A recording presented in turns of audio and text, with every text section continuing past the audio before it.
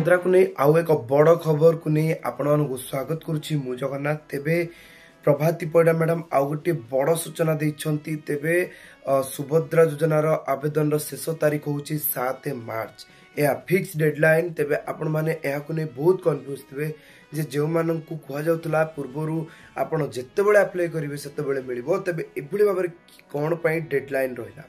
तेबे उपमुख्यमंत्री प्रभाती परिडा जहाँ कहते आपण मानक संपूर्ण भाव में आम बुझा चेष्टा करुचु। आपण माने मते बुझा चेष्टा करंतु। तेबे मार्च 7 होची सुभद्रा आवेदन रो शेष तारीख। तेबे यार माने होची आपण माने जो प्रथम किस्ती पाइबाक अछि सेही आवेदन रो शेष तारीख होची आपणकर मार्च 7। तेबे प्रथम किस्ती आ तापर आवेदन कले प्रथम किस्ती मिलिबो नै। आपणकु 2 3 4 5 मिलिबो किंतु प्रथम किस्ती मिलिबो नाही।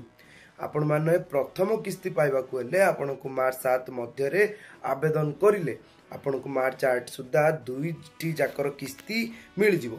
किंतु जदि आपण माने ता परे आवेदन करछन्ती अबा 21 वर्ष होइनी किबा जे कोनसे कारण जदि परे आवेदन करछन्ती आपणको प्रथम किस्ती मिलिबो नै। सेकंड किस्ती तापरे जे किस्ती मिलिबो सेगुडा मिलिबो। किंतु आपणको जदि प्रथम किस्ती पाइबार अछि तेबे आपण मार्च 7 मध्य रे ही आवेदन करिवे। कारण आप जानी मार्च 8 रे द्वितीय किस्ती समस्त को एका सांगरे मिलवाक जाउछि। एभली भाव में सूचना मिली।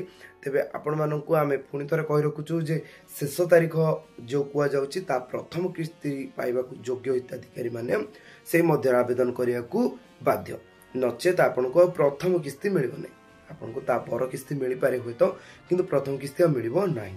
एभली भाव में सूचना देइछंती प्रभाती परिडा मैडम। एवं एहाकु ने आपण माने मध्य बहुत कन्फ्यूज रहउथवा जणा पड़ितला।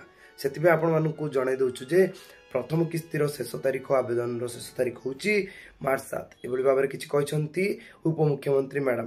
तेबे एभली भाव में आपण माने बुझी पारथिबे कोन रहिछि आ डाउट रहिछि हम कमेंट माध्यम रे जणांतु। वर्तमान पे एतिकी रहउछु। नमस्कार।